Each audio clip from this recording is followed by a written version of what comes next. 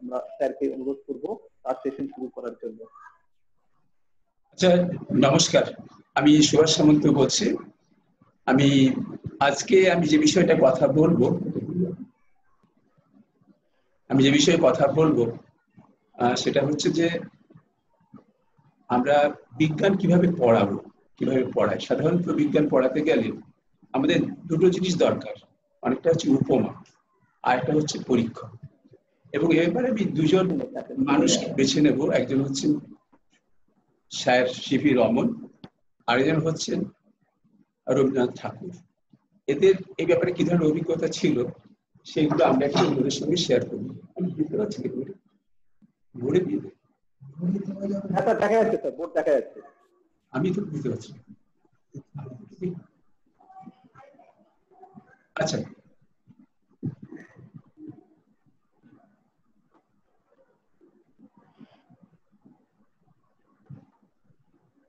Just 1 minute লাগছে।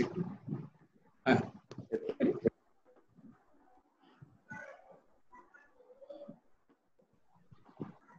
আমার আজকের বক্তব্য হচ্ছে যে উপমা এবং পরীক্ষান সহকারী বিজ্ঞান চর্চা, রমন ও রবীন্দ্রনাথ। আমি প্রথমে শুরু করছি রমন কিভাবে তার নিজের আবিষ্কার ছোট ছোট বাচ্চাদের বুঝিয়েছিলেন, তার একটা ছোট্ট উদাহরণ দেব। একদিন সকালে রমন তার ব্যাঙ্গালোরের বাড়ির ওখানে বসে আছেন, সকালবেলা ক্রিকেট খেলতে খেলতে কয়েকটা বাচ্চার হঠাৎ মনে হলো যে রমনকে গিয়ে আমরা বলি রমন বিক্ষেপণ ব্যাপারটা কি। তাদের হাতে ছিল ক্রিকেট ব্যাট আর বল। রমন বললেন যে আলোক বিক্ষেপণে আলোর কণা অর্থাৎ ফোটন বস্তুর অণুকে ধাক্কা দিলে ফোটনের শক্তি হয় বাড়বে, না হয় কমবে, অথবা একই থাকে। অর্থাৎ যখন আলো এসে যখন একটা বস্তুর উপর এসে পড়ছে, সেখানে তো বস্তুতে অনেক অণু রয়েছে, সেই অণুগুলো যখন ফোটনের সঙ্গে ধাক্কা খাবে তখন তাদের ফোটনের শক্তি হয় একই থাকবে, না হয় বাড়বে, না হয় কমবে। আমরা জানি, আমরা সবাই জানি যে রামধনু আমরা দেখেছি, সাদা আলোর থেকে আমরা দেখেছি যে বিভিন্ন রঙের উৎপত্তি ঘটে, এবং এক একটা রঙের জন্য কিন্তু ফোটনের যে শক্তি তা কিন্তু আলাদা হয়। এই রঙের সঙ্গে অদ্ভুত একটা সাযুজ্য আছে আলোর কম্পাঙ্কের বা তরঙ্গ দৈর্ঘ্যের। যার তরঙ্গ দৈর্ঘ্য, যার কম্পাঙ্ক বেশি তার শক্তিও বেশি, আর যার কম্পাঙ্ক কম তার শক্তিও কম। তো এতে আলোর উনি বললেন যে অণুগুলো কিভাবে থাকে একটা বস্তুতে। একটা বস্তুর মধ্যে অণুগুলো হচ্ছে সবচেয়ে ক্ষুদ্রতম বস্তু, যার মধ্যে বস্তুর ধর্মটা নিহিত রয়েছে। সেই অণু যখন আলো পড়ে, আর অণুর কিন্তু শক্তিটা নির্ভর করে অনেক কিছুর উপরে, তার কম্পন, তার ঘূর্ণন, তার তাপমাত্রা, এসব কিছুর উপর নির্ভর করে। কিন্তু একটা অণুগুলো কিন্তু শক্তি যা কিছু হতে পারে না, শক্তিগুলো যেন বিভিন্ন স্তরে থাকতে পারে।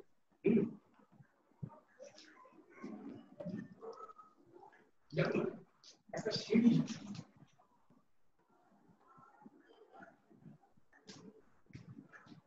সিঁড়ি আছে, সিঁড়ি কোথাও এতে থাকে, বিতে থাকে, সিতে থাকে, ডিতে থাকে, ইতে থাকে।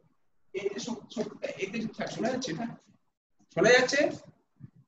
হ্যালো, আচ্ছা, শোনা যাচ্ছে তো, শোনা যাচ্ছে।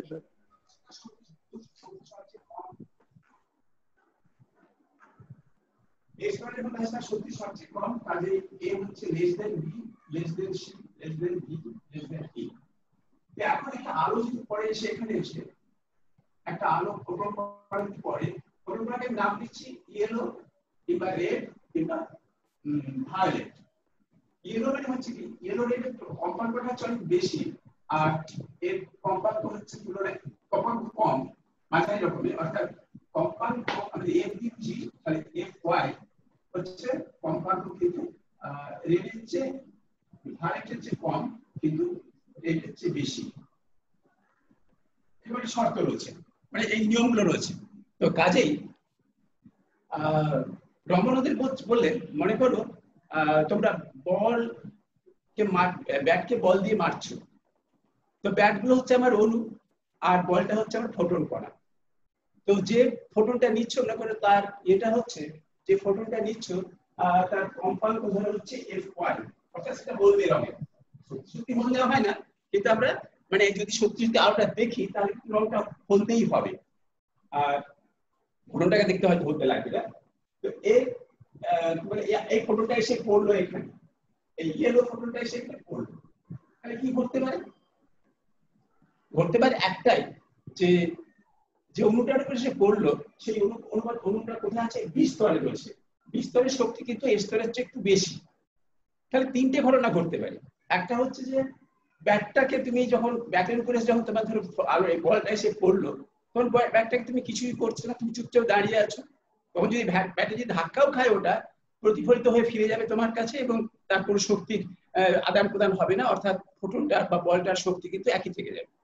কিন্তু যদি বলটা জোরে যদি চালায় ব্যাটসম্যান, তাহলে কিন্তু ওই ব্যাটের শক্তি অর্থাৎ অণুর শক্তি কিছুটা কিন্তু ফোটনে ট্রান্সফার হয়ে যাবে, অর্থাৎ ফোটনের শক্তি বেড়ে যাবে, ফোটনের কম্পাঙ্ক বেড়ে যাবে।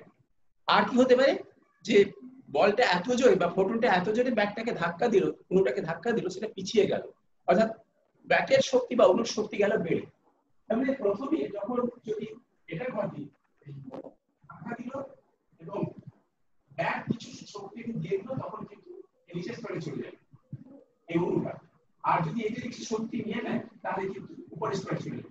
মনে রাখা দরকার কিন্তু এগুলো কিন্তু এ এবং বি এর মাঝখানে থাকতে পারবে না, বি এবং সি এর মাঝখানে যেকোনো একটা ধাপে গিয়ে পড়তেই হবে।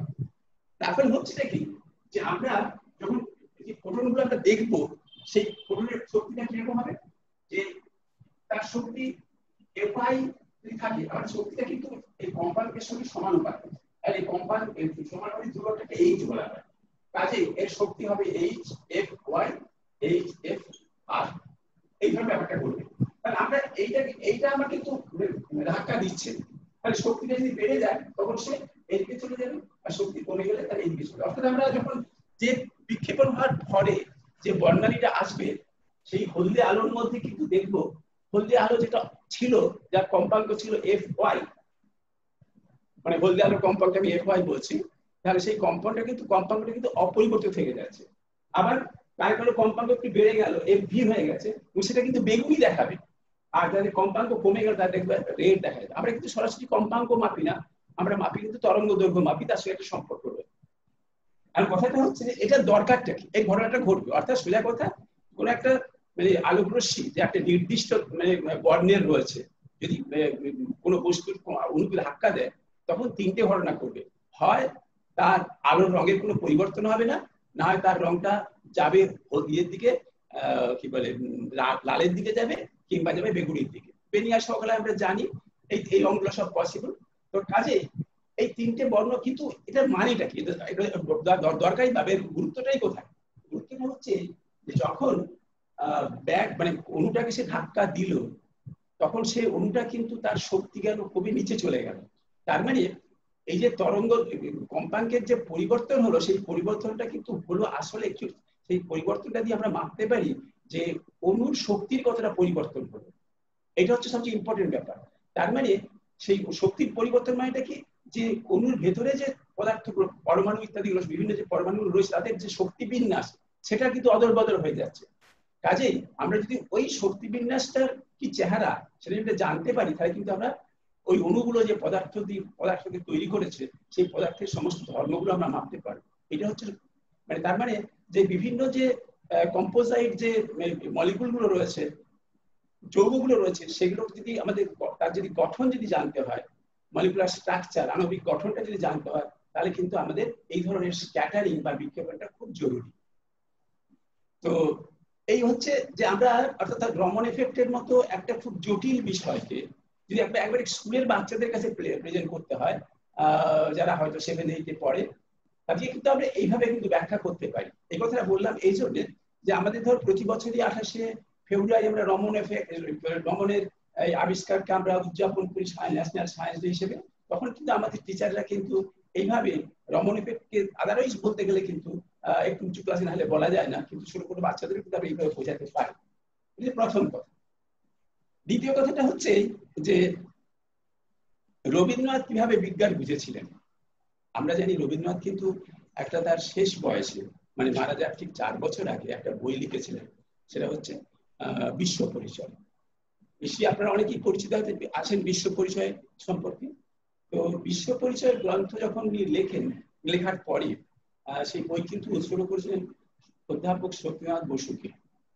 এখানে একটা বোধহয় মানে রবীন্দ্রনাথ একটা বেদনা কাজ করছে যখন এই বইটা উনি লিখছেন, যখন উনি মানে তার আগে আইনস্টাইনের সঙ্গে দেখা করতে গিয়েছিলেন জার্মানিতে, সেই সময় আইনস্টাইন তাকে প্রথম প্রশ্ন যেটা করেন যে সত্যেন বোস কিরকম আছে, সত্যেন বোস বলেন বোস কিরকম আছে। এখন রবীন্দ্রনাথের সঙ্গে জগদীশ বোসের যথেষ্ট আলাপ ছিল, হিন্দুতা ছিল, কিন্তু সত্যেন বোসের সঙ্গে সেরকম আলাপ ছিল না, চিনতেন না, কারণ অপেক্ষাকৃত কম বয়সে ছিলেন তো উনি। তো কাজে উনি ঠিক বুঝতে পারেননি, উনি ভাবছেন জগদীশ বসুর কথাই আইনস্টাইন বলছেন, সেই নিয়েই গল্প করতে শুরু করলেন। তখন ওখানে প্রশান্ত কুমার মহালনবিশ ছিলেন, তিনি বললেন বলছে না না উনি জগদীশ বসুর কথা বলছেন না, উনি সত্যনাথ বসুর কথা বলছেন। তো কাজেই এই বইটা কিন্তু লিখে উনি কিন্তু মানে উৎসর্গ করেছিলেন সত্যনাথ বসুকে। এই বইটা কিন্তু সবারই আমাদের খুব পড়া উচিত, কারণ আমরা পড়তে গেলে আমরা বইটা কিন্তু মূলত লেখা হচ্ছিল সাহিত্যিকদের জন্য, যে সাহিত্যিকরা কিভাবে কোন দৃষ্টিভঙ্গিতে বিজ্ঞানকে দেখবে, কিভাবে বিজ্ঞানকে পড়বে, এবং যদি সত্যি সত্যি সেটা ঘটে, আমাদের যদি সাহিত্যিকরাও যদি অন্তত ওই বিশ্ব পরিচয় পড়েন, আমাদের যারা বিজ্ঞানের মাস্টার সাহিত্য পড়া উচিতই, তাহলে কিন্তু আমরা কিন্তু দেখবো যে বিজ্ঞানকে কিভাবে উনি দেখতেন। উনি প্রথম বলছেন যে আমাকে যখন আমার মাস্টারমশাই পড়াতে এলেন, তিনি তাপের পরিচলন পড়াবেন। তাপের পরিচলনে এই ঠান্ডা জল, একটা হাঁড়িতে জল রয়েছে, হাঁড়িটাকে রাখলাম একটা উনুনের উপরে, নিচের জল গরম হয়ে উপরে উঠলো, উপরে গেছে আবার ঠান্ডা হয়ে নিচে নামলো। এই ব্যাপারটা আমার মাথাতে রবীন্দ্রনাথের নিজের ভাষায় আমার মাথাতে কিছুতেই ঢুকছিল না। তারপরে একদিন মাস্টারমশাই করলেন কি, যে উনি কিছু কাঠের গুঁড়ো নিয়ে এলেন, জলটা গরম, জলটাকে জলের নিচে ওটা রাখলেন, মানে রাখলে জল নিচে চলে আসবে ভিজে ভিজে গিয়ে। তো তারপরে যখন ওটা গরম করা হলো, তখন উনি সত্যি দেখলেন পরিচলনটা, মানে চাক্ষুষ চক্ষু করলে বিবাদ ভঞ্জন হয়ে গেল, ওটা উপরে উঠছে নিচে নামছে। বলছে এই যে একটা স্তর থেকে অন্যটা স্তরে গরম থেকে ঠান্ডায় যে যাতায়াত, একটা অবিচ্ছিন্ন ঘটনা, এটা আমার কাছে খুব একটা রহস্যময় বলে মনে হয়েছিল। তো আমার নিজের অভিজ্ঞতা হচ্ছে যে আমরা এই প্রসঙ্গে বলে রাখি যে আমরা আমাদের একটা ছাত্রদের একটা গ্রুপ আছে, গোষ্ঠী আছে, আপনার যেমন বিশাল আলামিন সেন্টার থেকে আমরা প্রায় 50 জন ছাত্রছাত্রীদের নিয়ে একটা গ্রুপ করেছি ক্লাস 8-এর। তাদের আমরা ক্যাম্পে রেখে মাঝে মাঝে কিছু পড়াশোনার ব্যবস্থা করি, যখন ক্যাম্পে তাদের স্কুল যখন ক্লাস থাকে না। সে তাদের মধ্যে একজন এই লকডাউন পিরিয়ডে আমাকে একটা বললো, একটা ফোন করে বললো, সরি হোয়াটসঅ্যাপ মেসেজ দিয়ে বললো যে পরিচালন বোঝানোর জন্য সবসময় জলের হাঁড়িকে গরম জলের উপরে বসানো হয়, কিন্তু যদি আমি বরফের উপরে বসাই তাহলে কি হবে? আমি নিজে কখনো করিনি, ভাবিও নিয়ে গিয়ে। তো কাজে আমি তখন বললাম, তখন আমি কিন্তু রবীন্দ্রনাথের এই গল্পটা বললাম যে তুমি তাহলে এই এক্সপেরিমেন্টটা করো না, এবং এক্সপেরিমেন্টটা করবে নানা রকম ভাবে, অর্থাৎ যেমন উনুনে গরম জল বসাবে, ঠিক তেমনি বরফ বলে গরম জল বরফের উপরেও কিন্তু তুমি জল বসাও, মানে উনুনে গরম জল, ঠান্ডা জল বসাবে গরম হবে পরিচলটা দেখানোর জন্য, সেখানে ইয়ে দেবে কি বলে চায়ের পাতা দেবে। তারপরে তুমি ওই হাঁড়িটাকে পাথর বরফের উপরে বসাবে, 1 নম্বর। 2 নম্বর, তারপরে ঠান্ডা জল মানে ঘরের তাপমাত্রার জল নিয়ে তার উপরে বরফ দাও, বরফটা কিন্তু ওখানে ভাসবে এবং সেটা কিন্তু তাপটা সঞ্চারিত করবে, দেখো কি হয়। আরেকবার করো তুমি কি, মানে ঠান্ডা জলের গ্লাসে, মানে ঘরের তাপমাত্রা জল আছে, তার উপরে একটা ধাতব পাত্র রেখে, মানে ছোট্ট প্লেট আর কি, মেটাল প্লেট, তাতে কিছু গরম জল দিয়ে দাও, দেখো কি হয়। দেখা গেল যখন ওরা পরে কিন্তু ছেলেটা কিন্তু আমাকে কিন্তু এক্সপেরিমেন্টটা করেছে, করে কিন্তু ভিডিও পাঠিয়েছে, কারণ এই সময় তো দেখা হচ্ছে না। ও ভিডিও দিতে দেখা গেল যে যখন যেমন আমরা মানে ঘরের তাপমাত্রায় জলকে উনুনে বসায় পরিচালন হয়, কাঠের গুঁড়ো গুঁড়ো উপরে উঠছে নিচে নামছে, এই পরিচলনটা দেখা যায়, ঠিক তেমনি যদি আমরা মানে বরফ রাখি নিচে, তাহলে কিন্তু সেটা হচ্ছে না, মানে কাঠের গুঁড়ো কিন্তু উঠছে না উপরে বা নামছে না। আবার কিন্তু যদি বরফটা কাঁচের গ্লাসে জল দিয়ে উপরে যদি বরফ রাখি, তাহলে কিন্তু পরিচলনটা দেখা যাচ্ছে। ঠিক তেমনি আমরা যদি মানে জলকে উপর থেকে গরম করি, অর্থাৎ এক গ্লাসে গরম, ঘরের তাপমাত্রা 1 গ্লাস জল আছে, তার উপরে যদি আমরা একটা পাত্রে গরম জল যদি দিই, তাহলে কিন্তু তখনও কিন্তু কিছু হচ্ছে না। তার মানে এই ব্যাপারটা কিন্তু এত সোজা নয়। রবীন্দ্রনাথ যেটা বলছিলেন আমি বুঝতে পারছি না, আমার মনে হয় আমরা কিন্তু এক্সপেরিমেন্ট মাস্টারমশাইদের বলবো, আমি যেটা বললাম এটা কিন্তু সেটা করেছে নিশ্চয়ই। এর তো এটা ব্যাখ্যা করতে গেলে আমাদের কিন্তু আমাদের মানে কি বলবো ফোর্সের কনসেপ্ট, গতির কনসেপ্ট, সেগুলো রিভিজিট করতে হবে, মলিকুলার কনসেপ্ট, এগুলো খুব জরুরি ব্যাপার রয়েছে।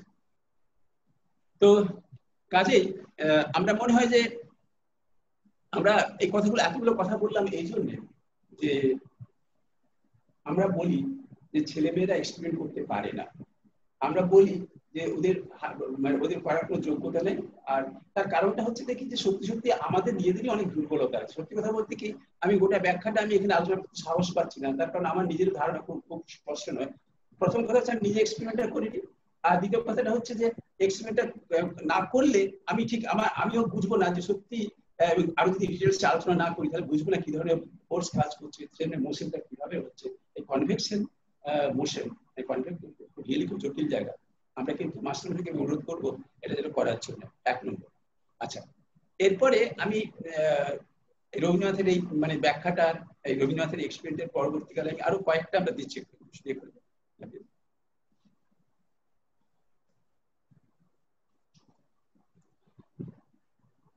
কি আমার কথা বোঝা গেল তাই ওটা কি? হ্যালো হ্যালো, স্যার বোঝা গেছে স্যার। না প্রশ্নটা হচ্ছে স্যার আপনার কথা আমি সবাইকে আনমিউট করে রেখেছি, সবাই একসাথে কথা বললে শোনা যাবে না, সেই জন্য আপনি যদি চান আমি সবাইকে এই অপশনও রেখে দিতে পারি। না, একটু পরে আমি করবো। আপনি তো শোনা যাচ্ছে স্যার, আপনার কথা বোঝা যাচ্ছে। যেখানে সমস্যাটা হচ্ছে যে এই মানে ফিজিক্যাল ক্লাসরুমে যেটা হয় মানে লেকচার হলে, যে আমি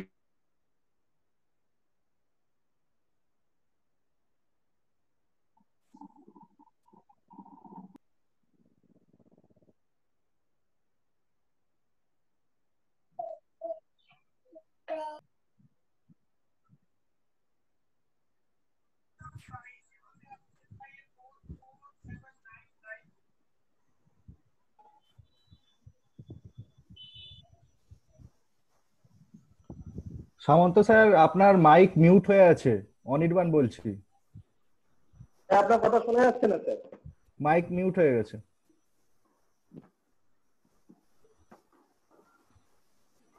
ওকে স্যার, আপনি মাইকটা স্যার আনমিউট করে নেবেন স্যার। আমি আপনার মাইকটা একটু নিজে আনমিউট করে নিন স্যার। হ্যাঁ স্যার, শোনা যাচ্ছে। আচ্ছা, এটা বলছিলাম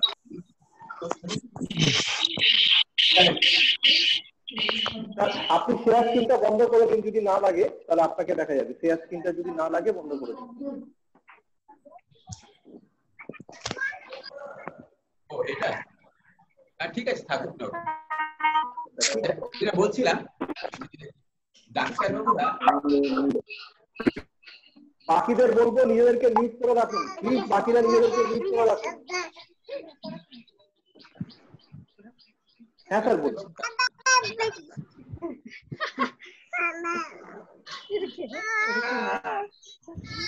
আমাকে একটু সময় দিন, I have to mute everyone, কারণ অনেকে বুঝতেই পারছে না।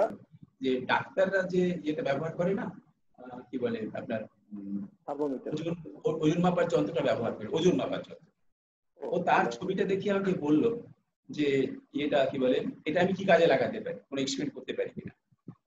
তো আমি ওজন মাপার অনেকগুলো প্রবলেম আছে, মাপা তো নিশ্চয়ই ওজন মাপতে হলে আমরা অনেক এক্সপেরিমেন্ট করতেই পারি, কিন্তু সমস্যাটা হচ্ছে যে ওখানে ওজনগুলো তো প্রায় মানে লিস্ট কাউন্টটা হচ্ছে 1 কিলো, অর্থাৎ 1 কিলোর কম যদি কিছু মাপতে যাই তার মানে মাপার ভুলটা অনেক বেশি হবে, খুব আনসার্টেনটি হবে।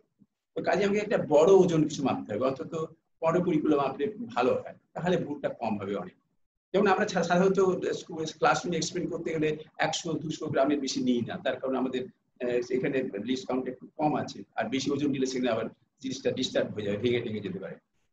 তো আমি বললাম ঠিক আছে, তুমি এক কাজ করো, তুমি 10-15 কিলো হবে এরকম একটা কিছু বস্তু ওজন করো, আর সেটাকে ওজন করবে প্রথমে। তারপর তুমি করবে কি, একটা বালতিতে খানিকটা জল নেবে, জল নিয়ে বালতি সহ জলটা ওজন করবে। তারপরে বালতির জলের মধ্যে আলগোছে ওই ইয়েটাকে কি বলে, আলগোছে এটা যাচ্ছে না কিন্তু, আলগোছে ওটাকে, পাথরটাকে ডুবিয়ে দিতে হবে যেন কোথাও কোনো স্পর্শ না করে। তো সেটা সে ওজন করেছে। আর তারপরে মানে তাকে, সরি আমি বলতে একটু ভুল করলাম, প্রথমে পাথরটাকে ওই যন্ত্রের প্ল্যাটফর্মে বসিয়ে ওজনটা নিল, এবং সে নিয়েছে, দেখালো সেটা হচ্ছে যে 8 কিলোর মতো হয়েছে তার। আচ্ছা, তারপর জল ভর্তি একটা বালতি নিল, নিয়ে সেটাকে আবার ওই প্ল্যাটফর্মে রাখলো। তখন দেখা গেল তার ওজনটা হচ্ছে 21 কিলোগ্রামের মতো। এগুলো আমাকে পরেও রিপোর্ট করেছে। এবার ওই বালতির জলে আলগোছে বস্তুটাকে আমরা ডোবালাম, যেন বস্তুটা যেন জলে ডুবে থাকবে, কিন্তু ওই বালতির গায়ে বা পাত্রে কোথাও যেন, তখন দেখা গেল তার ওজনটা হচ্ছে 24 কিলোগ্রাম। তার মানে 3 কিলোগ্রাম ওজন বেড়েছে। এখন আমরা জানি যে আমরা যখন পুকুরে স্নান করতে যাই তখন তো প্লবতার জন্য আমাদের একটু হালকা লাগে, তাই না? তো কাজেই আমি যাকে জিজ্ঞেস করছি তারাই বলছে যে এটা আবার কি করে হলো, এটা কিরকম হবে, যারা মাস্টার মশাই বেশ ভালোই পড়ান। আমার নিজেরও কিরকম একটা সন্দেহ হচ্ছিল। 3 কেজি ওজন বেড়ে গেছে। তো তারপরে এই 3 কেজি ওজনের মানটা কি, মানেটা কি, এটা কেন বাড়লো, কেন, উদ্দেশ্যটা কি, সরি নিগূঢ় রহস্যটা কি? কিন্তু একটা জিনিস দেখলাম যে আমি যদি 8কে 3 দিয়ে ভাগ করি তাহলে যেটা পাচ্ছি সেটা হচ্ছে 2.7, সেটা কিন্তু ওই বস্তুটার আপেক্ষিক গুরুত্বের মতো। তো কাজেই এটা হচ্ছে একটা প্রবলেম। আমরা এই প্রবলেমটা আমি পরে আবার আসছি। তখন আমি আমার অন্য একটি ছেলেকে, ছেলেটি ভালো এক্সপেরিমেন্ট করে, আমাদের এই ক্যাম্পেরই ছেলে, তো তাকে একটা এক্সপেরিমেন্ট করতে বললাম। কারণ আমরা মানে আপনারা সবাই জানেন যে ইয়েতে মুদি দোকানে যে তুলা যন্ত্র ব্যবহার করা হয় সেটা হচ্ছে আসলে একটা ফার্স্ট ক্লাস লিভার, প্রথম শ্রেণীর লিভার, এবং তার যেটা মানে আড়ম্বরটা সেটা থাকে তার মানে ভর কেন্দ্রে থাকে, ভার কেন্দ্রে থাকে।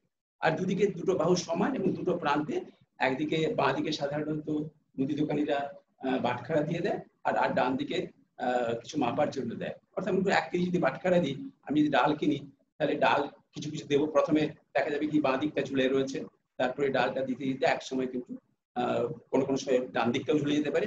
তারপরে যখন সমান হয়ে যাবে তখন কিন্তু ওই দণ্ডটা, লিভার দণ্ডটা কিন্তু অনুভূমিক হয়ে যাবে।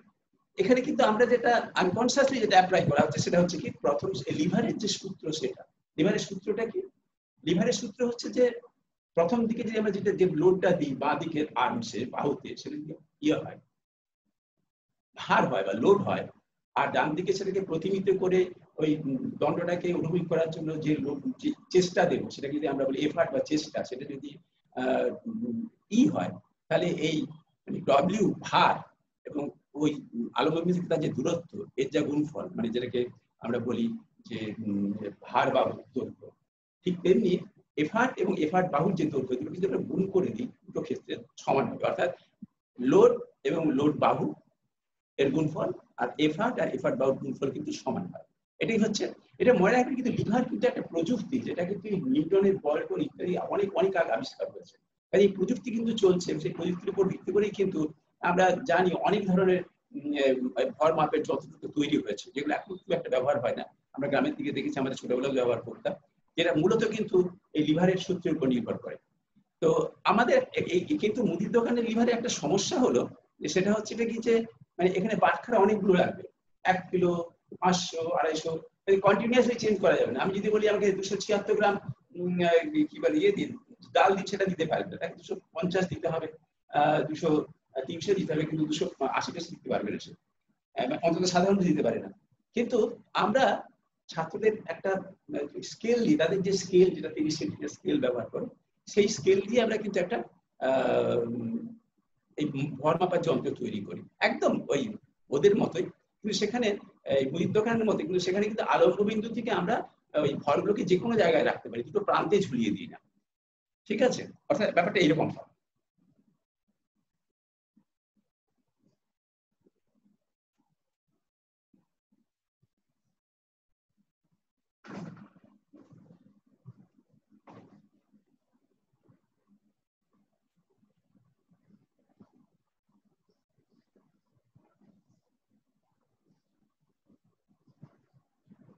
মুদির দোকানের আমরা যদি এইরকম একটা 30 সেন্টিমিটার স্কেল দিয়ে আমরা করতে পারি, স্কুলের বাচ্চারা যেটা করতে পারি।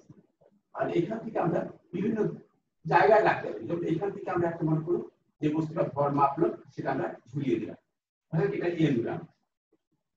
আর সেটাকে ব্যালেন্স করার জন্য এখান থেকে আমরা আরেকটা বাটখারা, এটা হচ্ছে ধরে 100 গ্রাম, এটা যদি 10 সেন্টিমিটার করি আর এটাতে 1 সেন্টিমিটার থাকে, তাহলে আমরা জানি এই সূত্র অনুযায়ী 10 গুণিত m, লিভারের সূত্র অনুযায়ী 100 গুণিত x। কাজে m সমান হচ্ছে 10x গ্রাম। ঠিক আছে, তো কাজে আমরা কিন্তু একটা ভর মাপার একটা খুব সহজ যন্ত্র বের করে ফেললাম। ভর যদি মাপা যায় এবং খুব অ্যাকুরেট, কিন্তু আমাদের দেখে মনে হচ্ছে এরকম, কিন্তু আমরা ধরুন আমরা তো বিয়েতে মুদি দোকানে দাঁড়িয়ে পারলে বললাম 1 গ্রাম মাপতে পারবো না, এখানে 1 গ্রাম করে মাপতে পারবো। তো কাজে এই আমাদের যন্ত্র কিন্তু খুব সেদিক থেকে খুব সুবিধা। এখন আমরা ছেলেটিকে বললাম, ও ছেলেটি কিন্তু এক্সপেক্ট করেছে, হ্যাঁ আমি একটু অন্য কাজ করাতে চেয়েছিলাম যে ঠিক আছে এই প্রথম কাজটা করো, এটাকে এখানে সবসময় কিন্তু আমাদের 10 সেন্টিমিটার করে রাখবো আর 100 গ্রাম বাটখারাকে এখানে রাখবো। এরপরে একটা পাথরের ইয়েটা সেটা হচ্ছে স্যার আপনাকে এই স্ক্রিনটা বন্ধ না করলে হোয়াইট বোর্ডটা কেউ দেখতে পাচ্ছে না স্যার। ওই আপনি শেয়ার স্ক্রিনটা বন্ধ করলে তবে হোয়াইট বোর্ডটা সবাই দেখতে পাবে। আচ্ছা ঠিক আছে ঠিক আছে ঠিক আছে ঠিক আছে, হোয়াইট বোর্ডটা সবাই দেখতে পাবে যদি আপনি ওই শেয়ার স্ক্রিন অপশনটা বন্ধ করেন। হ্যাঁ এবার দেখা যাচ্ছে। আচ্ছা আমি কি রিপিট করব ওটা আবার? হ্যাঁ স্যার। আরে আমাদের যেটা বলছিলাম, আমরা একটা 30 সেন্টিমিটার স্কেল একটা ছাত্রদের কাছে সবার কাছে থাকে, আর কি মধ্যবিন্দু সেখানে মূলত সিজি হয়, সেখানে আলম্ব বিন্দু বলছি। এখান থেকে আমরা একটা যে বস্তুটার ভর মাপবো সেটা ঝুলিয়ে দিলাম, এর ভর হচ্ছে ভাড়া m গ্রাম। ঠিক আছে, এখান থেকে আমি যদি এবার একটা সুতো দিয়ে 100 গ্রামের বাটখারা, আমরা 100 গ্রাম বাটখারা কিন্তু বাড়িতে বসে তৈরি করে নিতে পারি, সেই কথা আমি যাচ্ছি না। এখান থেকে 1 সেন্টিমিটার দূরে আমি এটাকে রাখতে এটা অনুভূতি করে গেলাম। মানে লিভারের সূত্র কি বলছে যে এটা হচ্ছে আমাদের ভার, আমরা যদি মানে ভারটা কত হবে m into g, m into g বলতে পারি, আর এখান থেকে দূরত্ব হচ্ছে 10, তাহলে এটা হচ্ছে আমাদের লোড আর্ম এর লেংথ হচ্ছে 10 সেন্টিমিটার, তাহলে length of the load arm into load. আর এদিকে কি আছে, এদিকে 100 আছে, এদিকে ডিসটেন্সটা হচ্ছে 1 সেন্টিমিটার, আর এই ভারটা কত 100 গ্রাম, 100 গ্রাম মানে 100 গুণিত g, জিরো কেটে যাবে, কাছে a equal to 10 into x গ্রাম। খুব সহজেই কিন্তু আমরা এটা মাপতে পারছি, এই ভরটা মাপতে পারছি। এবার যদি বলি যে তুমি এটাকে জলে ডোবাও, এটা কিন্তু আমরা সবসময় মানে অঙ্কটাকে একটু সিম্পলিফাই করার জন্য আগামী দিনে অঙ্ক করতে গিয়ে সময়টা চলে যাবে, এটাকে জলে দিলাম, এটা কিন্তু 10 সেন্টিমিটার ফিক্স রাখছি, বাঁ দিকটা কিন্তু আমি সবসময় ফিক্স রেখে দিচ্ছি, অঙ্ক কষার সুবিধা, আর অন্য কোনো কারণ নাই। আর এদিকে তখন এটাকে ঝোলালাম বাটখারাটাকে, এবং বুঝেই যাচ্ছে এটা যদি y সেন্টিমিটার দূরে থাকে তাহলে আমাদের এর ভরটা জল দিয়ে দিয়েছি, জলের ভরটা যদি m গ্রাম হয় তাহলে m সমান হচ্ছে 10 ইনটু y গ্রাম। এই এক্সপেরিমেন্ট আমাদের ছেলেরা সবাই প্রায় করেছে জানি, হ্যাঁ।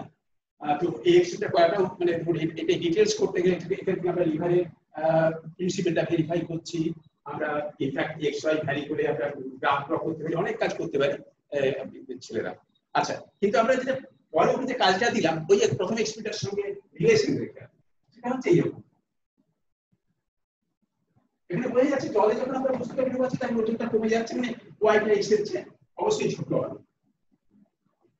এবং small M less than capital M, আর m মাইনাস m হচ্ছে আমাদের বয়েন্ট ফোর্স, যেগুলো এটা বয়েন্ট ফোর্স।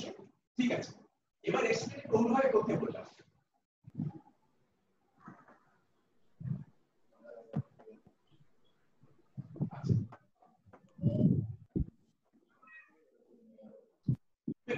বস্তুটা বাঁদিকে ঝুলছে, ডান দিকে, এবং সবসময় এটাকে 10 সেন্টিমিটার ধরে রেখেছি, এটা কাজের সুবিধার জন্য, আর কোনো কারণ নেই। এখানে আমরা বস্তুর ওজনটা বের করলাম, সেটা হচ্ছে আমরা যেটা পেলাম সেটা হচ্ছে ক্যাপিটাল এম, ওজনটা পেয়ে গেলাম। তারপরে এটাকে জলে ডোবালাম, পেয়ে গেলাম স্মল এম পেলাম। আমরা দেখলাম actually small M is capital M, M minus একটা মান পাচ্ছি, এবং আমরা জানি এটাকে প্লবতা বলে, বলা হলো ওরা আনলক করে বলে, এটা হচ্ছে প্লবতা বলটা। ঠিক আছে, তাহলে এবার আমরা সেকেন্ড এই থার্ড এক্সপেরিমেন্টটা করছি, সেখানে কিন্তু বস্তুটাকে আমরা কিন্তু জলে ডোবাইনি, আমরা প্রথমে করছি দেখি যে একটা বালতি, ছোট্ট একটা বালতি, ছোট্ট বালতি নিয়েছি, তাতে জল নিয়েছি, বালতি জল ওজন করে পেলাম স্মল ডব্লিউ, ব্যালেন্স করেছে, আমাদের সুবিধার জন্য 200 গ্রাম নিতে হচ্ছে। আর তারপরে ছেলেটি দিয়েছে, তারপরে ওই ইয়েটা কি বলে, ওই ছেলেটি এই যে এই বস্তুটা এখানে একটা সুতো দিয়ে ডোবালো এই জলটার মধ্যে, কিন্তু ওই জলটা মানে ওই বস্তুটা কিন্তু কোথাও কাউকে স্পর্শ করছে না। ঠিক আছে, স্পর্শ করছে না, না করার ফলে তখন দেখা গেল কি এই ওজনটা ডব্লিউ, ক্যাপিটাল ডব্লিউটা কিন্তু ডব্লিউ কিন্তু স্মল ডব্লিউ, এই ডব্লিউ কিন্তু এটা হচ্ছে বড় হয়ে গেছে। পাথরটা এখানে জলে ডোবানোর ফলে কিন্তু মানে মোট ওজনটা কিন্তু বেড়ে গেল। এবং একটা এক্সপেরিমেন্টে ওখানে এখানে যে এক্সপেরিমেন্ট করেছিল তাতে এ দেখিয়েছে ছিল এটা ছিল 56 গ্রাম, আর এই ডিফারেন্সটা ডব্লিউ মাইনাস ডব্লিউটা হলো 52 গ্রাম। এটা হয়তো অ্যাক্সিডেন্টাল, এটা হওয়ার কথা নয়, হয়তো কিছু মেজারমেন্টের ভুল টুল হয়েছে, কিন্তু যদি তা হয় তো সেক্ষেত্রে কিন্তু আমরা এর কিন্তু ওজনটা ছিল মোটামুটি এই ওজনটা পেয়েছিল 148 গ্রাম। আর যদি আমরা 148 কে 56 দিয়ে ভাগ করি মানে বস্তুর ঘনত্ব ছিল বেরিয়ে যাবে, সেটা হচ্ছে প্রায় 2.7 গ্রাম পার সিসি।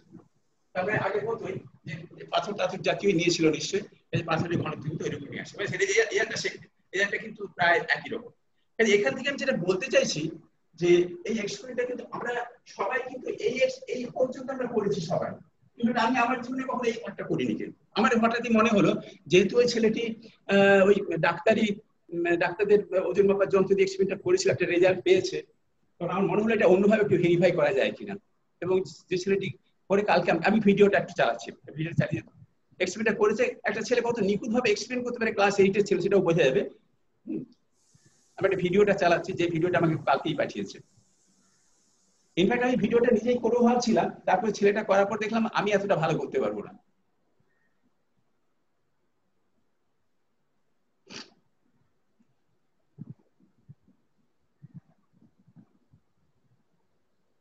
এই অজানা বস্তুটির ভর মাপার চেষ্টা করব।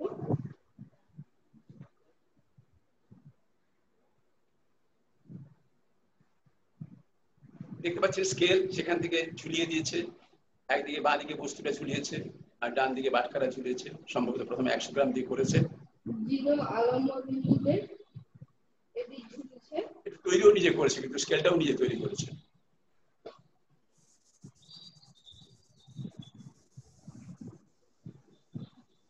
(14.8) এই পয়েন্টে ঝুলছে। 100 গ্রাম বাটখারা শুনতে পাচ্ছেন?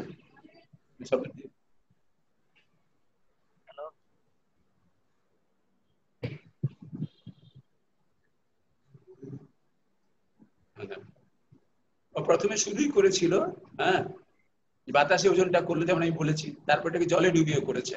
ডান দিকে 100 গ্রাম, সবসময় বাঁ দিকে কিন্তু ওটাকে 10 সেন্টিমিটার দূরে রাখছে। দেখা যাচ্ছে কি করেছে, 100 গ্রাম বাটখারা 14.8 সেন্টিমিটার দূরে ছিল, আর ওর ভরটা হচ্ছে x2 গ্রাম ধরেছে, মানে বাতাসে, তাহলে এটা হলো 148 গ্রাম।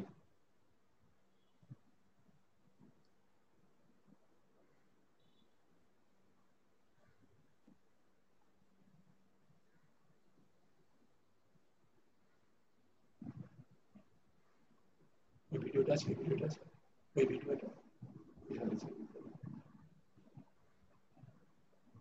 অজানা বস্তুর ভরও 148 গ্রাম বের করেছে। তারপরে দ্বিতীয় পার্টটা করছে, সেখানেও কিন্তু বস্তুটাকে ওই আলম্ব বিন্দু থেকে 10 সেন্টিমিটার দূরেই রেখেছে এবং সেটাকে জলের মধ্যে ডোবাচ্ছে। জলের মধ্যে ডুবিয়েছে, একটা ছোট বালতি তৈরি করে নিয়েছে, কিন্তু একটা প্লাস্টিকের গ্লাস থেকে শুধু দিয়ে একটা বালতি তৈরি করেছে, কিন্তু এই মুহূর্তে বালতিটা ঠিক দরকার হচ্ছে না, গ্লাস হিসেবেই কাজ করছে। আর তারপরে এখন কিন্তু ওর রিডিংটা হচ্ছে 9.2 নাকি এরকম একটা কোনো একটা করেছে।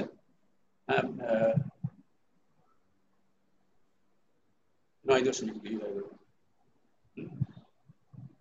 যার ফলে ওর ওই লিভারের সূত্রটা কাজে লাগিয়ে আবার ও জলে ডোবানো অবস্থায় ওর ভরটা কত সেটা বের করে, সেটা হচ্ছে 92 গ্রাম হয়েছে। তার মানে বাতাসে ছিল 148 গ্রাম, জলে হয়েছে 92 গ্রাম, কাজেই প্লবতাটা হচ্ছে 56 গ্রাম, যেটা আমি বলছিলাম তখন।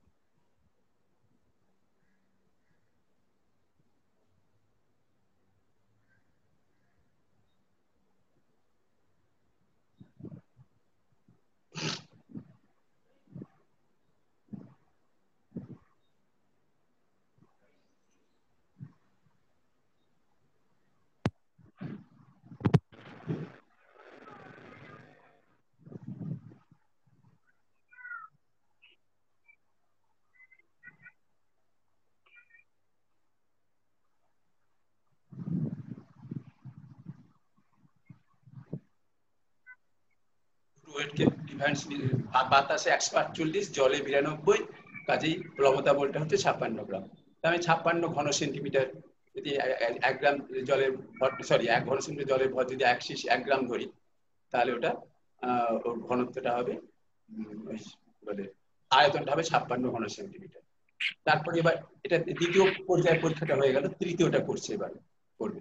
এখানে ওই বালতি বানিয়েছে বললাম, সেই বালতিতে খানিকটা জল নিয়েছে, জল নিয়ে এখন ওই বাটখারা 100 গ্রাম বাটখারা ব্যালেন্স করতে পারছে না, ওখানে বাটখারাটা ওখানে চেঞ্জ করছে, 300 গ্রাম নিয়েছে। কাজে ওটা বাঁ দিকটা কিন্তু 10 সেন্টিমিটার দূরেই রয়েছে, কারণ তাড়াতাড়ি কম্পিটিশন করার জন্য। এখানে 18 কাছাকাছি একটা রয়েছে, কাজে এটা হবে বোধহয় সম্ভবত 540। বাঁ দিকে 10 সেন্টিমিটার দূরে রেখেছিল, অর্থাৎ যেটাকে আমরা বলি লোড আর্ম, সেটা 10 সেন্টিমিটার দূরে আছে, আর এফার্ট আর্মটা কিন্তু 18 দূরে রয়েছে এবং 300 গ্রাম। কাজে 10 গুণিত এম সমান 18 গুণিত 300। সেখান থেকে ও কিন্তু এই জল সহ বালতির ভরটা পেয়ে যাচ্ছে।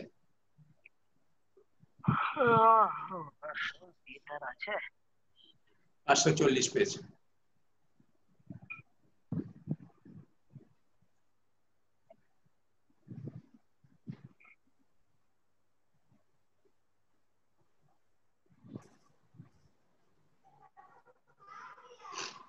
আমরা এখানেই প্রশ্ন করতে পারি, এটাকে এবার যদি পাথরটাকে এবার এই জলে শুধু ডুবিয়ে রাখা হয়, তাহলে এই ওজনটা কত হবে সেটা বের করেছে। পরের স্টেপটা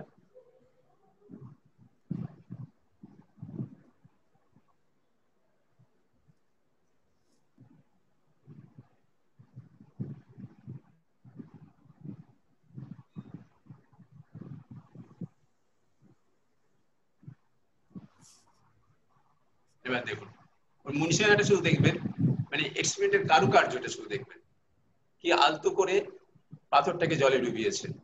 ওকে কিন্তু আমি মানে কখনো দেখিয়ে দিইনি, শুধু যা ফোনেই যা বলেছে। আর আমি যে ছবিটা এঁকেছিলাম সেটা যে খুব ভালো এঁকেছিলাম তাও নয়, কিন্তু সুন্দর কাজটা করেছে। অর্থাৎ কোথাও দেখবেন আপনার এই যেটা ভেতরের পাথরটা কিন্তু জলকে, জলের মধ্যে রয়েছে, কাউকে স্পর্শ করেনি। ও আবার এখানে পেয়েছে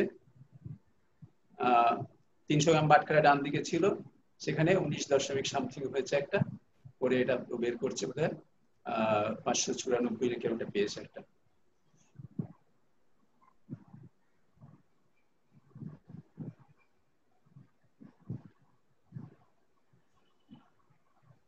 আমরা ওর সাউন্ডটা মিউট করে দিয়েছি, না শুনতে পারবেন না সবাই।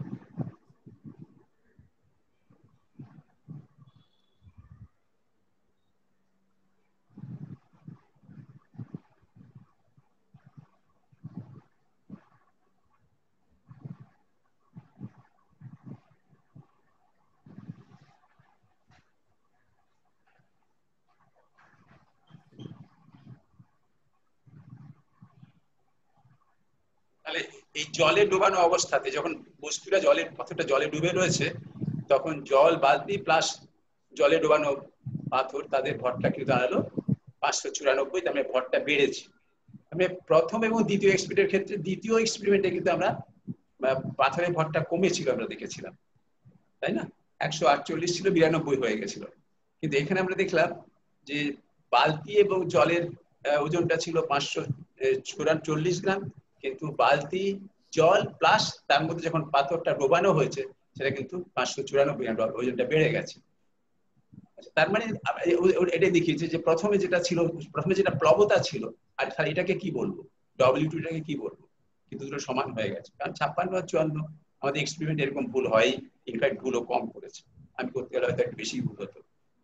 ঠিক আছে, তাহলে এটা আপনারা ভাববেন, হ্যাঁ, কারণ আমি উত্তরটা দিতে যাব না এই জন্য যে আমার উত্তরটা যে ঠিক হবে তার কোনো ইয়ে নেই। আপনারা নিজেরা একটু পরিষ্কার করে ভাববেন যে এটা আমরা কিভাবে, আমার নিজের মনে হয় যে এই গোটা ব্যাপারটাকে বোঝানোর জন্য আমার কি কি লাগতে পারে।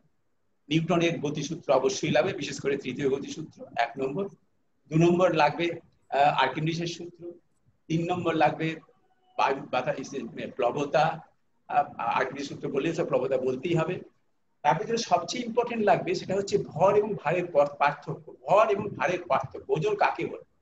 আমি যখন ধরুন মেঝেতে দাঁড়িয়ে আছি, আমি যখন মেঝেতে দাঁড়িয়ে আছি তখন আমার ওজনটা কিন্তু মেঝের উপরে কাজ করছে। আমার ওজনটা কত? আমার ভর গুণিত অভিকর্ষতা, সেটা আমরা সবাই জানি, ছেলেদের আমরা শেখাই সেইভাবে। কিন্তু যখনই আমার দাঁড়িয়ে আছি আমি, তখন মেঝে আমার উপর একটা প্রতিক্রিয়া বল দেয়। ইনফ্যাক্ট ওজনের মাপ সেটাই সেই। আর সাধারণভাবে আমার ওজন এবং প্রতিক্রিয়া বল দুটো সমান, তাই না? যদিও প্রতিক্রিয়া বলটা ঊর্ধ্বমুখে কাজ করছে কাজেই, কিন্তু অন্য সময় কিন্তু এই প্রতিক্রিয়া বলটা কি থাকবে? যেমন যে ইয়েটা যখন যখন আমরা পুকুরে যখন স্নান করি, তখন কি আমরা জলের উপর দাঁড়াতে পারি আদৌ? তাই তখন কি আমাদের সত্যি সত্যি কোনো প্রতিক্রিয়া বল কাজ করে? এটা একটা বড় প্রশ্ন। কাজেই ওজন কাকে বলে, ভারহীনতা কাকে বলে, কাজে এইসব প্রশ্নগুলো কিন্তু এখানে উঠে আসবে। এবং অবশ্যই আপনারা বুঝতে পারছেন যে আমাকে কিন্তু এই তৃতীয় গতি সূত্র, অর্থাৎ প্লবতা, দ্বিতীয় এক্সপেরিমেন্ট যেটা আমরা করেছি, এই এক্সপেরিমেন্টে দ্বিতীয় এক্সপেরিমেন্ট আমরা যখন করছি, যেখানে পাথরটাকে জলে ডোবানো হচ্ছে, মানে এবং পাথরটা ঝোলানো আছে, সেই অবস্থায় বিকারে জল নিয়ে বা গ্লাসে জল নিয়ে পাথরটাকে ডোবানো হলো। সেখানে কিন্তু আমরা পাথরটা উপরে কিন্তু একটা বল কাজ করছে, তরল কিন্তু পাথরের উপরে একটা বল প্রয়োগ করছে, সেই বলটা ঊর্ধ্বমুখী। আর এখানে কিন্তু এই মানে চতুর্থ এক্সপেরিমেন্টে যখন আমি বালতি সহ জলের মধ্যে যখন আমরা পাথরটা ডোবাচ্ছি, তখন কিন্তু মনে রাখতে হবে যে ওই প্লবতা বলের বিপরীতে একটা বল প্রয়োগ করছে পাথরটা, আমার নিজের ধারণা, সেই জন্যই কিন্তু ওজনটা বেড়ে যাচ্ছে। কাজে এগুলো আপনারা ভাববেন। কিন্তু আমরা এগুলো থেকে আমরা যেটা বলি, এই সিম্পল এক্সপেরিমেন্ট আমরা ছেলেদের বলতে পারি, ক্লাসরুমে করে দেখাতে পারি, এবং মানে প্রচুর শিক্ষণীয় ব্যাপার রয়েছে। আমরা আর একটা ফেললে দেখা যাচ্ছে এটা কি, ওটা কিন্তু প্রথমে একটু গতিটা হয়তো এলোমেলো ছিল, কিন্তু তারপরে আপনারা ওখানে বসেও মাপতে পারেন, তাহলে দেখবেন এটা সমান সময়ে কিন্তু সমান দূরত্ব যাচ্ছে। আপনি ওখান থেকেও মাপবেন, আমরা যদি আপনার তো নিশ্চয়ই স্টপ ওয়াচ আছে, আমরা আবার দেখাচ্ছি, মাপতে পারেন, দেখবেন যে এটা সমবেগে যাচ্ছে। একদম প্রথম দিকে 1 সেকেন্ড বাদ দিলে হয়তো, তারপরে কিন্তু সমবেগে যাচ্ছে। এটা আমরা অনেকবার ধরে পরীক্ষা করেছি। তো কাজেই আমরা কিন্তু নিচু ক্লাসে এটাকে বলি যে একটা সমবেগের উদাহরণ হিসেবে, এবং বিভিন্ন সময়ে মানে বিভিন্ন দূরত্ব আমরা মেপে, ওরা কিন্তু দূরত্ব ভার্সেস দূরত্ব ওয়াই অক্ষ বরাবর এক্স বরাবর সময় মেপে সেখানে কিন্তু একটা সরলরেখা গ্রাফ পায়, এবং সেখান থেকে কিন্তু গতিবেগটা সমগতিটা বের করতে পারে। প্রশ্নটা এখানে নয়, কিন্তু আমরা এক্সপেরিমেন্ট কোথায় নিয়ে যেতে পারি? ফিজিক্সের এক্সপেরিমেন্টের সবচেয়ে মজা হচ্ছে কি জানেন তো, যে কোনো এক্সপেরিমেন্টকে আমরা যে কোনো লেভেলে তুলে নিয়ে যেতে পারি। এই এক্সপেরিমেন্ট কিন্তু বুঝতেই পারছেন যে এখানে এটা করতে গেলে আমাকে কেন এটা সমবেগে যাচ্ছে, কেন এই সমবেগে যেতে গেলে আমাকে জানতে হবে যে কি কি বল এখানে কাজ করছে। অন্তত আমরা জানি এখানে 3টে বল কাজ করছে। একটা বল হচ্ছে অবশ্যই অভিকর্ষ বল, ওজন, যেটা ওকে নিচের দিকে টানছে, এবং অন্য কোনো বল আছে কেন বুঝতে পারছি, কারণ যদি শুধু অভিকর্ষ বল কাজ করতে, আমরা জানি আমরা বাইরে যদি দানাটা ফেলে দেখি যে অনেক তাড়াতাড়ি চলে যাবে, তাই না? কাজেই এবং সমবেগে কখনোই যাবে না। কাজে অন্য বল নিশ্চয়ই কাজ করছে, যা আর ওজন যে নেই এটা তো হতে পারে না। কাজে ওজনকে প্রতিনিধিত্ব করছে এমন কোন নিশ্চয়ই বল আছে। ওজনকে কে প্রতিনিধিত্ব করবে? প্লবতা ঊর্ধ্বমুখী বল। তাই তরলটার মধ্যে যখন যাচ্ছে, তখন ওই তরল তার সমায়তন, মানে কি বলে ইয়েটা, দানাটার সমায়তন, যে তরলের যে ওজন, সেই পরিমাণ সে একটা ঊর্ধ্বঘাত প্রয়োগ করছে। এই দুটো বল হলো। এই দুটো বল যদিও থাকে, তার সাথে একটা ডিফারেন্স থাকবে, এবং বোঝা যাচ্ছে সেটাও কিন্তু তারও একটা ত্বরণ থাকবে সেখানে, তাই না? দুটো বলই কিন্তু জি এর উপর ডিপেন্ডেন্ট, এরপরে ত্বরণের উপর ডিপেন্ড করে। কাজেই একটা ত্বরণ একটা থাকবে, তবুও কিন্তু সমগতিতে যাবে না। আরেকটা বল কাজ করছে নিশ্চয়ই, এবং সেই বলটার মজা হচ্ছে কি, সেই বলটা হচ্ছে কি গতিবেগ নির্ভরশীল, গতিবেগের উপর নির্ভর করে। অর্থাৎ সেই বলটা হচ্ছে সান্দ্রতা বল, একটা ঘর্ষণজনিত বল, এবং সেই বলটা কিন্তু গতিবেগের উপর নির্ভর করে। অর্থাৎ প্রথমেই যখন আমি ছেড়ে দিলাম দানাটাকে, তখন কিন্তু জাস্ট ওজন কাজ করছিল, তারপরে সঙ্গে সঙ্গেই ওর মধ্যে যখনই পড়ে গেল, প্লবতা কাজ করলো। কিছুক্ষণ যখন দুটো গতিবেগ যখন সময়টা যখন খুব অল্প, তখন কিন্তু এত ততটা গতিবেগ অর্জন করেনি। কাজেই এর ইয়েটা সান্দ্রতা বল ততটা ছিল না। যখন গতিবেগটা বাড়তে শুরু করলো, যেহেতু সান্দ্রতা বলটা গতিবেগের সমানুপাতিক এবং বিপরীত মুখে কাজ করে, ওর গতিবেগের বিপরীতে কাজ করে, কাজেই একটা সময় আসবে যখন ওই দুটো বলের পার্থক্য, ওজন এবং প্লবতার পার্থক্য সমান হয়ে যাবে সান্দ্রতা বল, এবং তখন তার যে গতিবেগ থাকবে সেটাই হচ্ছে, কিন্তু সেই গতিবেগ নিয়ে পরবর্তীকাল সে চলতে শুরু করবে। তার কারণ গতিবেগটা সমান হয়ে গেলে আর সান্দ্রতা বল পরিবর্তন হবে না। আর বাদ বাকি দুটো বল অর্থাৎ ওজন এবং প্লবতা এরা কিন্তু গতিবেগের উপর নির্ভর করেনি। তাই মনে রাখতে হবে যে শুধু সান্দ্রতা বল নয়, সান্দ্রতা বল যে একটা স্থির রাশি হতো তাহলে কিন্তু সমস্যাটা একই থেকে যেত, আমরা সমবেগে দেখতে পারতাম না এটা সমবেগে যাচ্ছে। যেহেতু সান্দ্রতা বলটা গতিবেগের উপর নির্ভর করে এবং সেই জন্যই কিন্তু এটা কিছুক্ষণ পরে একদম মানে নেট বল, তিনটে বলের বীজগাণিতিক যোগফল শূন্য হয়ে যাবে এবং তখন কিন্তু আমরা বলতে পারবো নিউটনের তৃতীয় গতিসূত্র যে দ্বিতীয় গতিসূত্র বলতে যাবো যে এরপর যেহেতু প্রথম গতিসূত্র যেহেতু কোনো বল কাজ করছে না, কাজেই প্রথম গতিসূত্র অনুযায়ী এ কিন্তু চিরকাল সমবেগে চলতে থাকবে। তাই সমবেগে যাচ্ছে এবং সেই বেগ নিয়ে যাচ্ছে এবং এই বেগটা একটা পোশাকি নামও আছে, আমরা এটাকে বলি টার্মিনাল ভেলোসিটি। ঠিক একই ঘটনা ঘটে কিন্তু যখন বৃষ্টি পড়ে, বৃষ্টি উৎপন্ন হয় কিন্তু একদম সেই ধরুন প্রায় 2 কিলোমিটার পাহাড়ের কোণাতে, 2 কিলোমিটার উঁচুতে। সেখান থেকে যদি ওই উঁচু থেকে সরাসরি কোনো বেগ যদি কাজ না করতো তাহলে ওটা কিন্তু 720 কিলোমিটার প্রতি ঘন্টায় কিন্তু পৃথিবীতে এসে পড়লো। সেই বৃষ্টির কণা পড়লে কিন্তু আমাদের পিঠ পুরো হয়ে যাওয়া সম্ভব, কিন্তু তা হয় না। অ্যাকচুয়ালি গতিবেগটা কিন্তু খুব আরো কম হয়, হয়তো 20 কিলোমিটার প্রতি ঘন্টা বা এরকম একটা আসে, আর একটু বেশি হয়। হ্যাঁ, তো যার ফলে কিন্তু সমবেগে আসছে সেটা। তো কাজে ওখানে কিন্তু ওই ঘটনাই ঘটছে, ওখানে নিশ্চয়ই ওই যেহেতু একটা বাতাসের মধ্যে একটা প্লবতা কাজ করছে এবং তারপরে বাতাসের মধ্যে আছে জলীয় বাষ্প রয়েছে, অবশ্যই সান্দ্রতা বল কাজ করছে সব মিলিয়ে, এবং এই সান্দ্রতা বল শূন্য ড্রাগ ফোর্সও কাজ করছে। এইসব ফোর্সের প্রভাবে কিন্তু একটা সময় কিন্তু ওর মানে মোট বলটা শূন্য হয়ে যায়, কারণ ওখানেও কিন্তু এই সান্দ্রতা জনিত বা ড্রাগ ফোর্সটা এটা কিন্তু গতিবেগের উপর নির্ভর করে, একটা সময় কিন্তু টোটাল ফোর্স শূন্য হয়ে যায় এবং তার ফলে কিন্তু এটা বলে সমবেগে চলে। এখন এই এক্সপেরিমেন্টটাই কিন্তু আমাদের হায়ার সেকেন্ডারিতে ক্লাস 11 কিন্তু ছেলেদের একটা রেগুলার এক্সপেরিমেন্ট হিসেবে আছে এবং সেই এক্সপেরিমেন্টটা করতে গেলে ওদের কয়েক হাজার টাকা দিয়ে সেটটা কিনতে হয়, কিন্তু এটা করতে গেলে কিছুই লাগবে না, শুধু একটাই সমস্যা, সেটা হচ্ছে কিছু কারেকশন করতে হবে। তার কারণ এই ক্রিটিক্যাল ভেলোসিটি টার্মিনাল ভেলোসিটির এক্সপ্রেশনটা যে থিওরিটা ডেভেলপ করা হয়েছে, যে ফোর্সটা কত 6 পাই ইটা এভি, এটা যদি কোএফিসিয়েন্ট হয়, এই যদি কিলো হয়,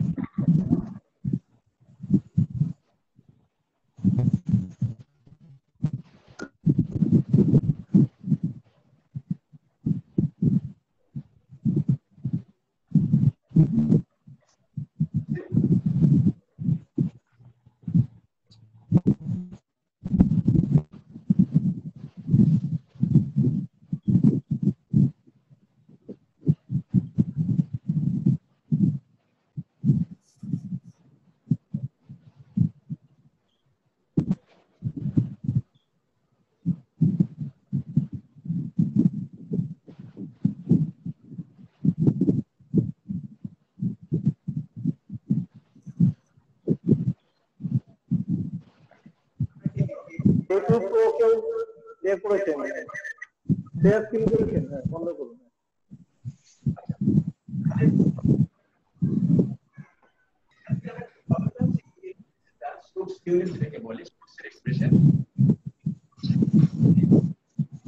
কিছু শোনা যাচ্ছে না।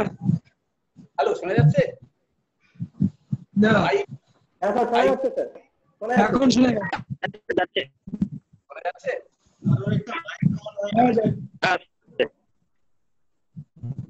আচ্ছা, শোনা যাচ্ছে কি? সুশান্ত মন্ডল বাবুর মাইকটা অন আছে, সেই জন্য একটা প্রচুর নয়েজ আসছে, সেই জন্য সাউন্ডটা ক্লিয়ার হচ্ছে না। সুশান্ত বাবুকে আমি করে দিচ্ছি, মিউট করে দিচ্ছি। আচ্ছা, ঠিক আছে। হ্যাঁ, আমার আলোচনা প্রায় শেষ হচ্ছে। আমার কারেকশন টার্ম দরকার হবে। এক্সপেরিমেন্ট আদারওয়াইজ খুব ভালো এক্সপেরিমেন্ট, এটা যে কোনো ক্ষেত্রে বাড়িতে করতে পারে। হ্যাঁ, কিছু সমস্যা আমরা আছে যেগুলো মেজারমেন্টে, সেগুলো আমরা বলে দিতে পারি, আর রো মাপতে হবে, ডি মাপতে হবে, এগুলো সব মাপতে হবে, যেগুলো মাপার খুব সমস্যা নেই, সেগুলো আমরা ব্যবস্থা করতে পারি। কিন্তু মূল এক্সপেরিমেন্ট যে টার্মিনাল ভেলোসিটি মাপা, সেটা কিন্তু খুব সিম্পল এবং যে কোনো ছেলে, ইনফ্যাক্ট ক্লাস 7 এর ছেলেরা করতে পারবে, পরেও তো কাজেই আমাদের মানে আমি এই মেসেজটা দিতে চাইছি এটাই, যেটা আমাকে অ্যাকচুয়ালি কিছু কয়েকদিন আগে ইসাবিল বাবু বলেছেন যে আমরা এই লকডাউন পিরিয়ডে ছেলে মেয়েদের কিছু বাড়িতে বসে কিছু কাজ করতে পারি কিনা। এটা নিয়ে আমি কিছু কাজ করছিলাম, ইনফ্যাক্ট কোনো স্কুল আমার কাছে কিছু মানে লিস্টও নিয়ে গেছে এক্সপেরিমেন্টে যেগুলো করা যায় এবং কিভাবে করা যায়।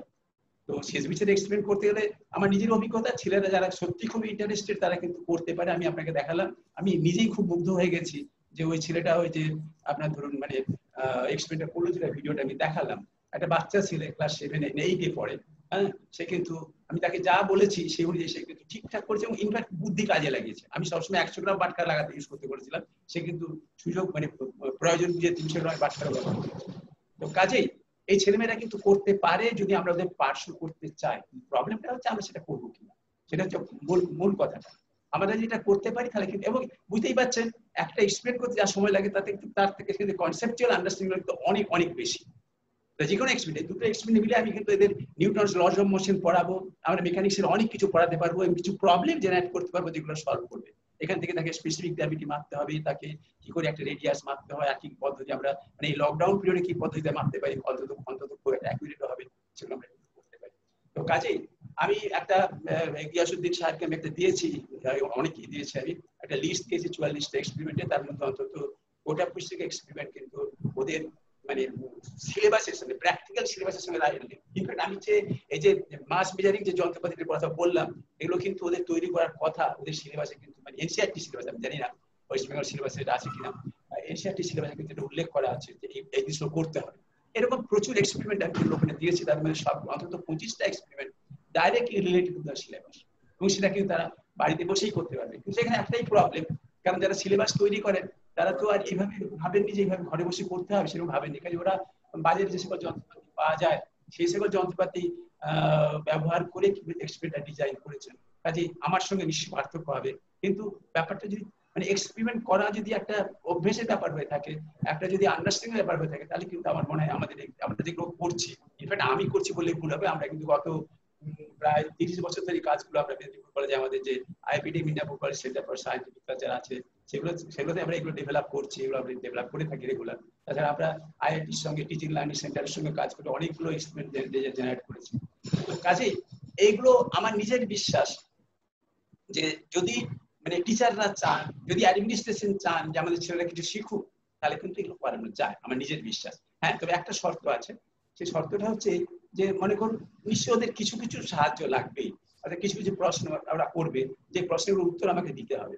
এটা ঘটনা, আমি যদি মনে করুন মানে একজন ছেলে যদি সে উত্তর চায়, তাতেও বারবার তাকে ফোন করে সেটা করাটা খুব শক্ত হয়ে দাঁড়ায়। কিন্তু অনেক ছেলে যদি একসঙ্গে হোয়াটসঅ্যাপে মেসেজ পাঠিয়ে ফোন করে, তাহলে সেটা কন্ট্রোল করা যাবে না।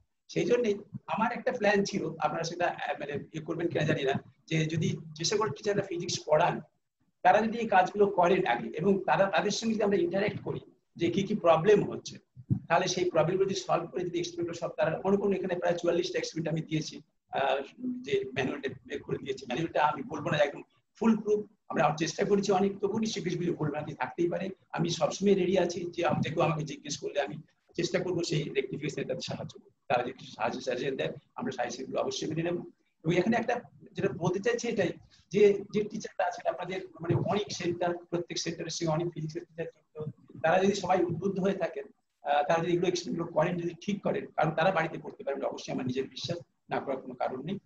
তাহলে সেক্ষেত্রে কিন্তু আমরা বুঝতে পারবো আমি যে লিস্টগুলো দিলাম সেই লিস্টগুলো সত্যি সত্যি কার্যকরী কিনা আমার দিক থেকে একটা বুঝবো। আর দ্বিতীয় হচ্ছে কি, তারা এটা কাজ করতে গিয়ে যে অভিজ্ঞতা তারা অর্জন করবেন, তারপরে তারা কিন্তু তাদের ছাত্রদের কিন্তু সাহায্য করতে পারবে। অর্থাৎ যখন ছেলেরা যখন এই লিস্টটা পাবে, তারা যখন কিছু এক্সপেরিমেন্ট করতে যাবে, তখন তাদের যে প্রবলেমগুলো হবে সেই প্রবলেমগুলো কিন্তু মানে আপনাদের শেয়ার করে তাদের প্রবলেমগুলো দূর করার জন্য, রিপ্লেস করার জন্য কিন্তু আমাদের টিচাররা কিন্তু হেল্প করবে। কাজেই ছাত্ররা জানি অনেক ছাত্র অনেক ভালো আছে, তারা সত্যি সত্যি হেল্প করতে পারে, তারা নিজেরা এগুলো করতে পারবে, কিন্তু তবুও ইন জেনারেল টিচারদের উদ্যোগ খুব দরকার। আর শুধু তাই নয়, আমার নিজের মনে হয় টিচাররা যদি কাজগুলো করেন, তখন তাদের কিন্তু থিওরিটিক্যাল ক্লাসও কিন্তু অনেক বেশি মনোগ্রাহী হয়ে উঠবে। থিওরিটিক্যাল ক্লাস, তার কারণ মানে ফিজিক্স তো ব্যাপারটা এমন নয় একদিকে এক্সপেরিমেন্ট আর একদিকে থিওরি, মাঝখানে একটা ওয়াটার টাইপ কম্পার্টমেন্ট, এরকম কিন্তু নয়। একজন টিচার যদি সে ভালো থিওরি বোঝেন, তাহলে তিনি এক্সপেরিমেন্টও ভালো করবে, আর যিনি ভালো এক্সপেরিমেন্ট করেন তার পূর্ব শর্ত হিসেবে থিওরিটাও ভালো বুঝতে হবে। তো কাজেই আমার মনে হয় আপনারা কিন্তু এই দিকটা দেখবেন। আপনাদের সবাইকে অনেক ধন্যবাদ। আর যদি আপনাদের কিছু প্রশ্ন করার থাকে আমি কিন্তু রেডি আছি উত্তর দেওয়ার জন্য।